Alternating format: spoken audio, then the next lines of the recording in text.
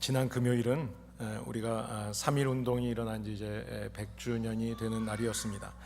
3.1 운동 또는 우리가 3.1 만세 운동이라고 하는 이 날은 일제강점기의 일제지배의 항거에서 1919년 3월 1일 날 한일 합병 조약에 대해서 무효, 그리고 우리 대한민국이 이제 독립을 선언하는 비폭력 만세 운동이었죠. 이 일이 일어나게 된 것은 바로 국가의 나라의 또 여러 가지 중요한 일을 맡은 사람들이 친일적으로 친일파의 행동을 하고 나라를 팔았고요. 그것으로 인해서 또 많은 사람들이 나라와 민족 또 후세를 살리기 위해서 목숨을 걸고 운동을 벌였던 일입니다. 한 사람의 그 역할, 자기에게 주어진 그 역할을 어떻게 감당하느냐에 따라서 나라가 멸망할 수도 있고 또 나라를 살릴 수도 있다는 것을 생각하게 되면서 우리가 교회 성도로서, 우리가 하나님의 교회 또 주님의 나라의 백성으로서 우리에게 주어진 일, 우리의 삶에 대한 모습들을 한번 생각해 봐야 되는 기회가 아닐까, 그런 마음이 들었습니다. 우리 교회 뒤에 표에 보면은 교회다운 교회, 성도다운 성도라는 글이 쓰여져 있습니다. 뭐뭐답게 무엇무엇답다라고 하는 이 답다, 답게라고 하는 이 수식어는 앞에 붙어 있는 어떤 명사 아래에 붙어서 그 명사에 대한 성질이나 그 특성을 나타내 주는 것입니다. 예를 들면 이런 거죠. 여자는 여자다워야 한다. 그게 좋죠. 남자는 남자다워야 한다. 학생은 학생다워야 하고요. 선생님은 선생님다워야겠죠. 아이는 아이다운 맛이 있어야 하고 어른은 어른스럽고 어른다워야 하는 것입니다. 사도 바울은 에베소 교회 성도들을 향해서 오늘 본문 말씀에서 부름에 합당하게 행하라라고 이야기합니다. 부름에 합당하게 행하라. 이 말은 하나님께서 우리를 부르셨고 우리를 택하셨는데 부르시고 택하신 분의 그 뜻을 따라서 행동해라 라고 하는 말씀입니다. 우리가 부름에 합당하게 행한다고 하는 것은 다른 말로 표현하면 하나님께서 우리를 자녀로 부르시고 하나님의 자녀로서 거룩한 성도로서 이 땅에서 살게 하셨기 때문에 저와 여러분들이 하나님의 자녀답게 하나님의 자녀로서의 그 성도로서의 이름값을 알면서 살아야 된다 하는 것입니다. 하나님을 믿는 성도는 거룩하신 하나님의 자녀이기 때문에 그 거룩하신 이름대로 성도답게 살아야 된다는 것이죠. 목사는 목사다워야 하고 장로는 장로다워야 하고 집사는 집사다워야 하고 권사는 권사다워야 하고 이 직분이 주어진 대로 직분의 이름에 맞게 그렇게 행동해야 된다는 이야기죠. 성경에 보면 많은 이름들이 나옵니다. 이스라엘 사람들의 이름이 기록되어 있기 때문에 그 이름을 우리가 잘 그 뜻을 알 수는 없습니다. 그러나 성경을 좀 더 깊이 연구하고 이렇게 묵상하면서 또 사전을 찾아보다 보면 그 이름들마다 다 깊은 뜻이 있는 것을 보게 됩니다. 그 이름의 뜻을 보게 되면 여러 가지 뜻이 있는데 그 중에 유다라고 하는 사람의 이름의 뜻은 찬양이라는 뜻입니다. 구약 성경에 나오는 유다는 야곱의 네 번째 아들이었죠. 그런데 처음에는 동생을 팔아먹는 일에 앞장섰고요. 그런데 나중에는 다시 거기에 대해서 회개하고 아버지에게 자기의 최선을 다했던 모습, 결국 나중에는 그나마 이름값을 하게 됐죠. 또 신약에 나오는 유다, 가룟 유다 같은 경우에는 찬양이라는 좋은 이름을 가졌음에도 불구하고 결국 예수님을 팔아버리는 그런 일에 결국은 그 이름이 욕되게 끝나게 되었습니다. 신약 성경에 나오는 빌레몬서에 보면 한 사람 오네시모라는 사람이 나오는데요. 이 오네시모라고 하는 사람의 이름은 뜻은 유익을 준다는 뜻입니다. 유익이라는 뜻입니다. 그러니까 부모님이 이름을 지어줄 때 그 이름의 뜻, 유익했으면 좋겠다.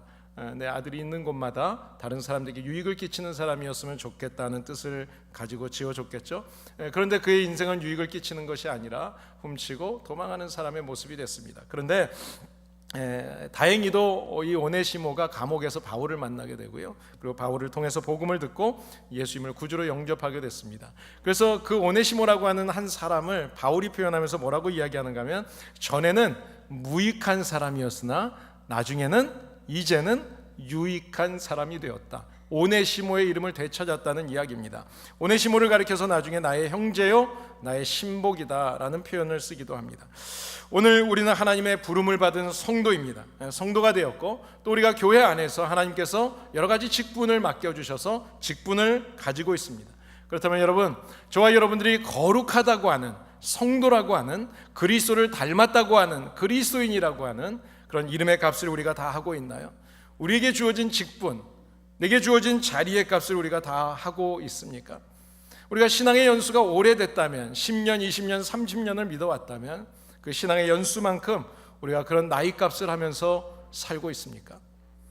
우리가 성경을 들고 교회를 다닌다고 해서 사람들이 우리를 성도답다고 이야기하지 않습니다. 우리가 교회에서 어떤 직분을 받았다고 해서 사람들이 우리를 성도답다, 거룩하다고 생각하지 않습니다. 우리가 교회를 다닌 기간이 오래되었다고 해서 그것 때문에 우리를 성도답다고 이야기하지 않습니다. 그렇다면 어떻게 살아야 우리가 성도답다는 말을 들을 수 있을까요? 성도답다는 말을 듣기 위해서 우리가 해야 할 것이 있습니다.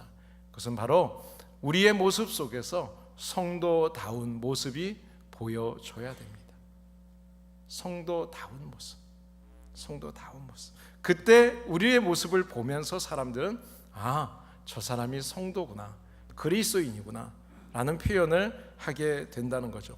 오늘부터 몇 주간 동안 우리의 모습에서 나타나야 될 성도다운 모습이 어떤 모습이 있는지, 우리가 어떤 모습을 보여줘야 하는지, 그것을 배우고 또 어떻게 나타내야 하는지 함께 몇 주 동안 생각하면서 우리의 모습이 정말 변화되어져서 저와 여러분들을 보는 모든 사람들이 저분은 정말 성도구나, 그리스도인이구나, 이런 이야기를 들을 수 있는 성도다운 성도, 우리 교회다운 교회가 될 수 있기를 예수님의 이름으로 축복합니다. 우리가 예수님을 잘 믿는 사람, 성도다운 사람이다 라는 이야기를 듣기 위한 첫 번째 모습, 오늘은 겸손에 대한 이야기를 좀 하려고 합니다. 겸손입니다. 크리스천 센츄리라고 하는 미국의 잡지가 있는데요. 그 잡지에 로널드 코에치라는 박사가 어떤 논문을 이제 기고했는데 그 논문의 이름이 이런 것입니다. A Period of Anti-Modesty. 한국말로 이렇게 바꿔서 표현을 한다면 반겸손주의, 반겸손 시대. 지금 시대가 겸손하지 않은 시대가 되었다라는 것입니다. Anti-Modesty. 우리의 인생을 살아가면서 우리의 삶을 이렇게 보게 되면 이 박사님이 하는 이야기는 이겁니다. 현대 사회의 모든 문제들을 이렇게 보게 되면 그 문제들의 가장 큰 문제가 뭐냐, 그 원인이 뭐냐, 그것을 살펴보면 겸손이 사라졌다는 겁니다. 드러내고 자랑은 많이 하는데 겸손한 사람을 찾기는 어렵다. 대부분 사회의 문제들을 보면 겸손하지 못한 것에서 모든 문제들이 발생한다고 이야기를 하고 있습니다. 여러분 한번 생각해 보세요. 왜 학생들이 선생님을 존경하지 않을까요? 왜 학생들이 선생님을 존경하지 않죠? 예전에는 선생님을 통해서 글도 배우고 새로운 학문도 배우고 인생을 배웠습니다. 근데 지금은 선생님이 아니라도 인터넷을 켜면 얼마든지 여러 가지 배울 수도 있고요, 선생님이 아니어도 내가 가는 길에 얼마든지 출세할 수 있다고 생각하는 거죠. 왜 부모님들이 선생님을 무시하죠? 자기 아들이 똑똑하다고 생각하는 거예요. 내가 가진 것이 많고 내가 많이 배웠기 때문에 내가 가진 것으로 얼마든지 아이들을 가르쳐서 과외를 시키고 뭘 해서 얼마든지 좋은 대학 가고 출세시킬 수 있다고 생각하는 거죠. 요즘에 어떤 TV 프로그램이 스카이 무슨 프로그램이 생겼다는데 그것 때문에 한국이 난리라 그러죠. 저희 누님이 선생님인데 그 프로를 가지고 잠깐 저한테 하는 이야기를 들었습니다. 학부형들이 선생님을 존중하지 않아요. 무시해요. 정치인들이나 대통령이 왜 국민들로부터 외면을 당할까요? 외면을 당하는 이유가 다른 데 있지 않습니다. 국민들을 섬기라고 세워줬는데 국민을 섬기지 않고 오히려 국민 앞에서 국민을 무시하고 오만한 태도를 보이기 때문에 그렇습니다. 철학자 앙리 베르그송이라는 분이 시간과 자유라는 책을 썼는데요, 그 시간과 자유라는 책에서 사람을 두 종류로 분류해서 이야기합니다. 그 두 종류가 어떤 종류인가 하면, 한 사람은 마음이 닫힌 사람이다. 또 다른 종류의 사람은 마음이 열린 사람이다. 그러면서 그 사람들을 어떻게 표현하는가 하면, 마음이 닫힌 사람은 교만한 사람이고 마음이 열린 사람은 겸손한 사람이다, 이렇게 표현을 하고 있습니다. 여러분, 일반적으로 사람들은 어떤 때 교만해질까요? 사람들이 교만해지는 것은 보통 많이 가졌다고 생각할 때 교만해지기 시작합니다. 우리가 물질을 많이 얻고 높은 자리에 앉고 많은 지식을 가졌다고 생각했을 때 교만해지기 시작합니다. 심지어 그것은 많이 가졌다는 것은 세상적인 것만이 아니에요. 교회 안에서 보게 되면 신앙적인 교만도 있습니다. 내가 성경적인 지식을 많이 알고 내가 교회 생활을 오래 하면서 여러 가지 경험이 있다는 것 때문에 내가 잘 믿는다고 생각하고 다른 사람들을 함부로 비판하고 정죄하는 모습을 우리는 종종 볼 수가 있습니다. 여러분, 세상에서 가장 치료하기 힘든 병이 뭐죠? 현대의학 중에 가장 치료하기 힘든 병이 암이죠. 캔서입니다. 지금도 많은 분들이 이 몸속에서 건강하던 분인데 몸속에서 암세포가 자라면서 그 이후에 건강을 잃어버리는 모습들을 우리가 보게 되죠. 그것을 치료하기 위해서 여러 가지 의학이 또 약을 발견하고 만들어내고 하고 있지만 참 치료하기 힘든 것이 암입니다. 그런데 우리의 영적인 암이 뭔가 하면 영적인 암, 신앙적인 암이 바로 교만입니다. 교만이에요. 교만이 우리의 영적인 암이 되어서 우리의 건강한 영혼을, 우리의 정신을, 우리의 신앙을, 우리의 마음을 자꾸 파괴하고 만듭니다. 그래서 영적으로 치유하기 가장 힘든 병이 뭔가 하면 교만의 병이에요. 그래서 성도들을 이렇게 대하면서 성도들하고 신앙생활하면서 이렇게 하다 보면 많은 부분에서 교만의 병이 든 사람은 참 치료하기가 힘들어요. 사람들이 병에 대해서 많이 압니다. 그런데 이 교만의 병이 얼마나 무서운지는 잘 몰라요. 자신이 얼마나 말과 생각과 그 마음을 통해서 교만한지를 잘 모르고 있다는 것입니다. 기독교의 역사를 보면 기독교의 역사 속에서 인간이 짓는 7가지 큰 죄를 표현하는데요, 그 7가지 죄가 어떤 죄인가 하면 첫째는 교만이고, 둘째는 질투, 셋째는 분노, 넷째는 탐심, 그리고 5번째가 탐식. 탐식이 뭔지 알죠? 음식 욕심내는 거 이야기하는 거예요. 음식 너무 욕심내지 마세요. 게으름, 그리고 정욕. 그런데요, 이 중에 가장 첫 번째, 가장 큰 죄가 뭔가 하면 바로 교만이라는 죄입니다. 이 교만이라는 죄는 모든 죄의 근원이 되는 겁니다. 그래서 교부 아우구스티누스는 교만이라고 하는 것은 빠지기는 너무나 쉽다, 가장 쉽게 빠지는 것이 교만인데 이 교만으로부터 빠져나오기는, 교만을 극복하기는 가장 어렵다, 그렇게 표현을 했어요. 그리고 여러분이 잘 아시는 스콜라 철학주 중에 토마스 아퀴나스라는 분은 교만이라고 하는 것은 모든 죄악의 어머니다, 그런 표현을 썼습니다. 여러분, 교만이라고 하는 것은 자기가 올라가려고 하는 거죠. 높아지려고 하는 거죠. 여러분, 성경에 보시면 가장 먼저 이 교만의 죄는 아담 하와가 그것을 경험하게 되죠. 그 일로 인해서 죄가 들어오게 됩니다. 자기들이 하나님보다 높아지려고 하는 거죠. 창세기 1장에 보시면 하나님이 이 세상을 창조하시고 이제 모든 것을 창조해 놓으시고 사람들에게 맡기십니다. 야, 이 세상의 모든 것들을 너희가 다스려라.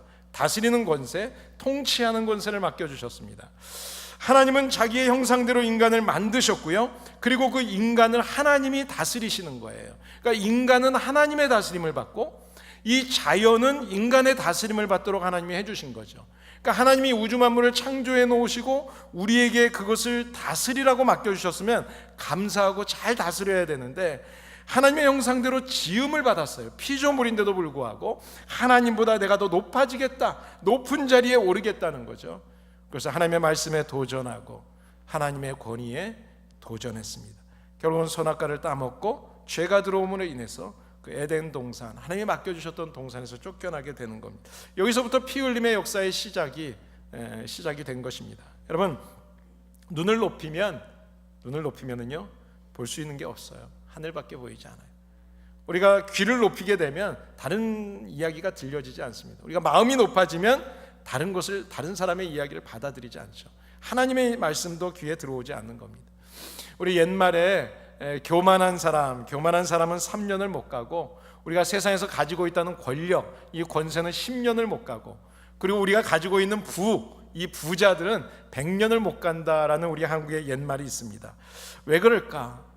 이건 성경적인 것 같아요. 우리 하나님께서는 교만한 사람을 절대 좋아하지 않습니다. 아니, 교만한 사람과 함께하지 않습니다.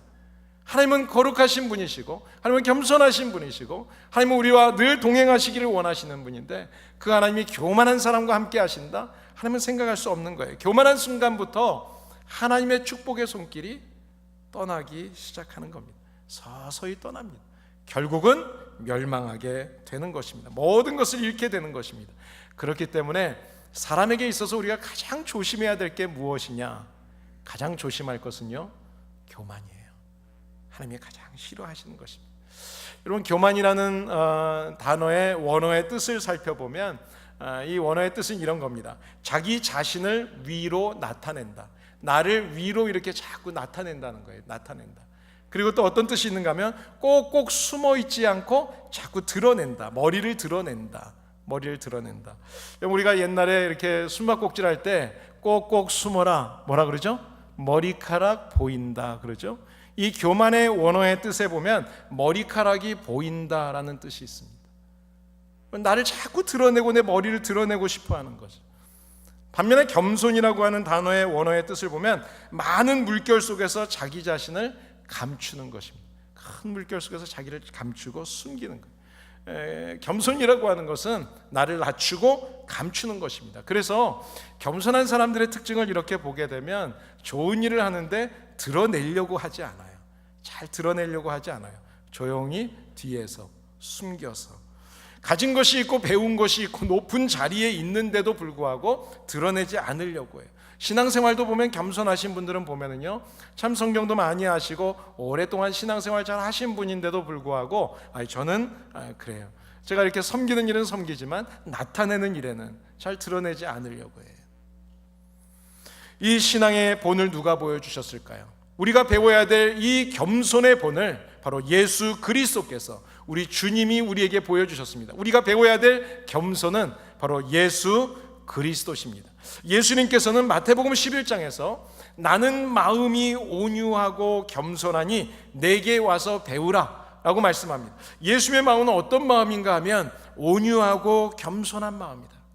우리가 겸손을 누구에게서 배워야 하느냐? 바로 예수 그리스도를 통해서 배워야 됩니다. 그러면 예수님의 겸손한 마음은 어떤 마음일까요? 성경의 여러 부분에서 잘 나오는데요, 빌립보서 2장의 말씀이 저는 예수님의 겸손에 대해서 가장 잘 표현한 말씀이라고 생각합니다. 빌립보서 2장 5절에서 8절 말씀에 보시면 하나님과 예수님은 동등하다는 거예요. 그러니까 예수님은 원래 하나님이세요. 하나님의 본체를 가지고 계시는 분인데 그 동등하신 것을 동등함으로 여기지 아니하시고 하늘 영광의 보좌를 다 버리셨어요. 그리고 이 땅에 오셨습니다. 천한 땅에 오셔서 푹신한 왕궁에 누워 계신 것이 아니라 이 초라한 말구 위에 몸을 누이셨습니다. 자기의 몸을 비워서, 자기의 것을 비워서 종으로 낮추셔서 사람들과 함께 하셨고 마지막에는 십자가에서 죽기까지 하나님의 뜻에 순종하셨다.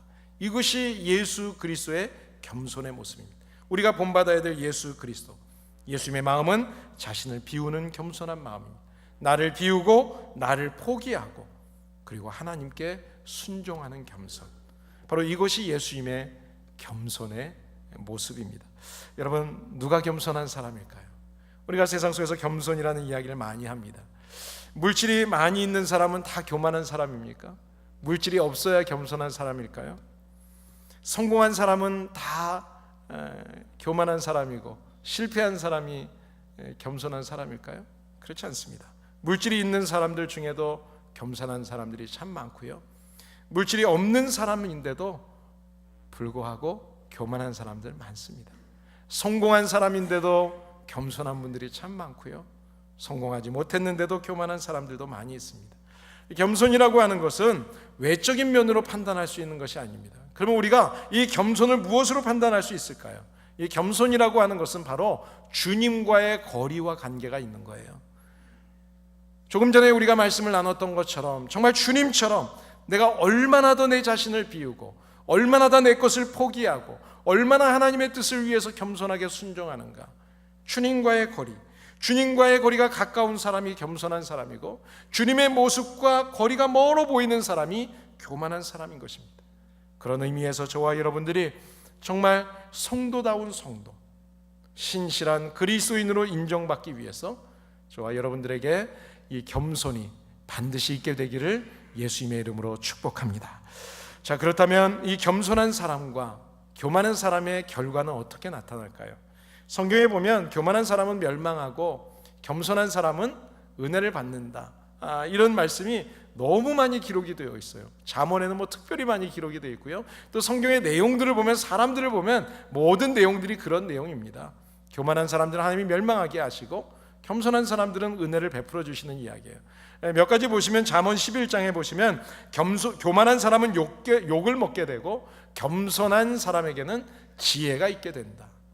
또 잠언 12장에 보면 미련한 자는 자기 행위가 바른 줄로 여기지만 지혜로운 자는 권고를 듣는다. 여러분, 이 말씀들의 이런 내용들을 쭉 보게 되면은요, 이런 결론을 내릴 수가 있습니다. 겸손과 지혜는 같은 거라는 거예요. 겸손과 지혜는 같다는 거예요.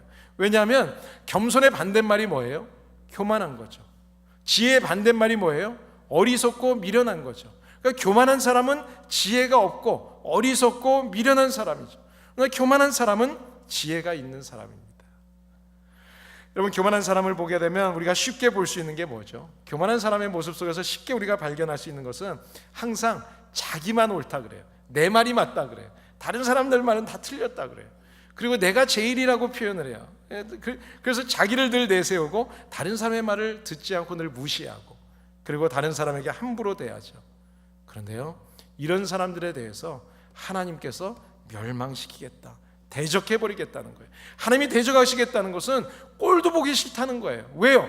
하나님은 거룩하신 분이시고 독생자까지 보내어주셔서 우리를 거룩한 백성으로 만드시는 겸손하신 분이신데, 그 하나님의 모습과 정반대의 모습으로, 하나님의 모습으로 창조하셨는데 이 정반대의 모습으로 가니까 꼴도 보기 싫은 거죠. 대적해버리겠다는 거예요.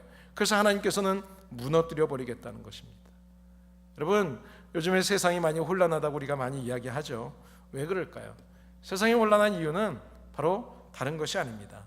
잘났다고 하는 사람은 많은데 겸손한 사람을 찾기가 어려워요. 남을 판단할 줄을 알고 다른 사람에 대해서는 지적은 잘하는데 스스로에 대해서는 책임을 지지 않고 내 탓이라고 회개할 줄 아는 겸손한 사람을 찾기가 어렵기 때문입니다. 야고보서 4장에 보시게 되면 하나님은 교만한 자를 물리치시고 겸손한 자에게 은혜를 주신다라고 이야기합니다. 여러분, 겸손한 사람이 항상 손해보는 것 같죠? 근데 그렇지 않습니다. 하나님께서는 때가 되면 은혜를 베풀어 주십니다. 하나님의 때에 은혜를 베풀어 주세요. 여러분, 이스라엘의 초대 왕이었던 사울이죠. 그 사울 왕은 처음에 왕으로 세워질 때 그 사람의 모습은 성령 충만한 가운데 정말 겸손한 사람이었습니다. 그래서 하나님께서 이스라엘의 첫 번째로 눈에 보이는 왕을 세워주면서 사울이라는 사람을 왕으로 세워줬습니다. 그런데요, 교만해졌어요. 교만해지니까 제사장이 드려야 될 제사를 자기 마음대로 드릴 수 있다고 생각하고 자기가 드립니다. 아멜렉을 쳐서 진멸하라고 하는데 하나님의 말씀을 따르지 않습니다. 하나님께서는 그 이후로 사울에게서 얼굴을 돌리셨습니다. 얼마 전에 목회자 세미나에 갔더니 세미나에서 어느 목사님이 그런 이야기를 하세요. 목회하는 게 참 힘들죠? 라고 이야기하면서 교회에 성도가 100명이면 목사가 100명이래요. 자기가 신앙생활했던 게 다 맞다고, 뭐 목회는 이렇게 해야 되고 설교는 이렇게 해야 되고 뭐는 이렇게 해야 되고 행정은 이렇게 해야 되고 뭐 다들 각자가 얘기가 다 다르다는 거예요. 여러분, 우리가 어디에서든지 각자에게 맡겨진 위치에서 자기가 해야 할 일을 잘 감당하는 것, 이것이 바로 겸손입니다. 탈무드의 포도송이는 무거우면 무거울수록 아래로 쭉 처진다라고 이야기합니다. 탈무드에 있으니까 대단한 이야기 같죠. 근데 뭐 뻔한 이야기예요. 무거우면 당연히 밑으로 처지게 돼 있죠. 우리 속담에도 벼는 익을수록 고개를 숙인다라고 이야기했습니다. 러시아의 작가 톨스토이 여러분 잘 아시죠? 톨스토이가 했던 이야기 중에 이런 이야기가 있습니다. 겸손한 사람보다 힘이 강한 사람은 없다. 그 이유가 중요합니다. 왠가 하면 겸손한 사람은 자기 자신을 떠나서 신과 함께하기 때문이다. 여러분, 교만한 사람은 어떻죠? 내가 옛날에 과거에 내가 얼만큼 공부를 했고 내가 얼마나 잘 살고 내가 어떻고 자기 이야기하죠. 그런데 겸손한 사람은 그렇지 않습니다. 자기를 나타내지 않고요, 드러내지 않아요. 왜냐하면 거룩하신 하나님 앞에서 내 모습을 봤을 때 부끄럽고 정말 연약하고 하나님이 도와주셨기 때문에 오늘 내가 이렇게 된 것이라는 걸 깨닫고 있기 때문에 그렇습니다. 한 분의 책 이야기를 하고 말씀을 마치겠습니다. 하버드 의대와 하버드 보건대학교의 교수인 아툴 가완디라는 교수가 계시는데요, 그분이 책을 한 권 썼는데 원제는 Complications라는 책인데 우리 한국말로는 나는 고백한다 현대의학을 이라는 책으로 이름으로 이렇게 책이 나왔습니다. 이 책이 쓰고 나서 베스트셀러가 됐는데, 이 저자가, 이 교수가 이 책을 쓰면서 어떻게 쓴 책인가 하면, 이제 의사니까요, 매일 환자를 만나고 수술을 하고 그러잖아요. 근데 그러면서 매일매일 이제 목격하고 부딪혔던 그런 의료 현장에 대한 이야기를 책으로 이제 기록을 한 것입니다. 이 책을 기록하면서 어떤 의도로 이 책을 썼는가 하면, 의료계에 종사하는 사람들이 얼마나 많이 알고 있는가라는 것을 이야기하려고 한 것이 아니라, 의료계에 있는 의사들이 얼마나 모르고 있는가를 중심으로 현대의학에 대한 불확실성을 설명하고 싶어 했던 책입니다. 그래서 이 책의 부제는 뭐라고 써 있는가 하면, 불완전한 과학에 대한 한 외과 의사의 노트라고 이렇게 써 있습니다. 그 이유는 바로 의학이라고 하는 것, 의학계에 대한 무지에 대해서 스스로가 아주 겸손하게, 겸허하게 표현을 한 것입니다. 여러분, 사실 의학이라고 하는 것은요, 의학이 먼저가 아니라 과학이 먼저입니다. 과학을 통해서 과학이 집대성돼서 이것이 의학이 이루어지는 것입니다. 우리 인간의 몸에 대한 것을 배우게 되고요. 요즘에 과학이 발달해서 의술도 많이 바뀌었죠. 좋아졌죠. 우리 속을 옛날에 볼 수 없었습니다. 요새는 내시경으로 보죠. 저도 지난 주간에 하도 기침이 오래 가서 이제 이비인후과를 의사가 가라 해서 갔어요. 갔더니요, 갑자기 코에다 마취를 시키고 내시경을 한다고 하면서 뭐를 집어넣더라고요. 막 집어넣어서 목 있는 데까지 막 들어가요. 그 목젖에 뭐가 있는지, 뭐 코에 뭐가 어떻게 됐는지를 다 보더라고요. 여러분, 지금 모든 과학이 발달이 되어서 그 의학이 아주 발달되었다고 이야기하지만, 그러나 그 의사들도, 그 의학들도 아직도 알 수 없는 병의 이름들이 너무나 많다는 것입니다. 그래서 우리가 아무리 많은 것을 안다고 해도 의사가 한두 가지 아는 것 가지고 그것으로 다 안다고 말할 수 없다는 거죠. 그래서 외과 의사들이 이 수술을 집도할 때마다 가장 먼저 하는 게 무엇인가 하면, 하나님 도와주십시오, 하나님 도와주십시오, 이렇게 기도한다고 이야기합니다. 사랑하는 여러분, 우리가 성도답게, 하나님의 자녀답게 사는 것, 하나님이 우리에게 주신 이름, 거룩하신 이름, 거룩한 성도, 그리스도인, 이런 이름을 우리가 가지고 산다면, 그렇게 살기 위해서 우리가 첫 번째 해야 될 것, 바로 예수님을 통해서 우리는 겸손을 배워야 합니다. 우리의 모습 속에서 교만이 아니라 다른 사람을 높여주고, 다른 사람에 대해서 높일 뿐만 아니라 하나님을 높여드리고, 그리고 나는 자꾸 가리고 숨기는, 낮추는 삶을 통해서 저와 여러분을 보는 사람들이, 저분들은 그리스도인이구나, 정말 겸손한 사람이구나, 저분이 왜 저렇게 겸손할까, 교회를 다녀서 하나님을 믿어서 그렇구나, 이런 모습이 드러날 수 있기를 바랍니다. 그런 사람들에게 하나님은 귀한 축복을 주십니다. 어떤 은혜를 베풀어 주실까요? 잠언 22장에 보시면 이런 말씀이 있습니다.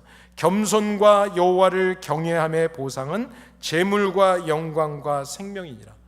겸손한 사람, 하나님을 높여드리고, 그리고 사람들을 높여드리고, 그래서 하나님께 영광이 되는 사람, 이런 겸손한 사람에게는 하나님께서 재물도, 이 땅에서도의 영광도, 그리고 우리의 생명도 허락해 주셔서 저와 여러분들에게 큰 축복을 주신다고 말씀하세요.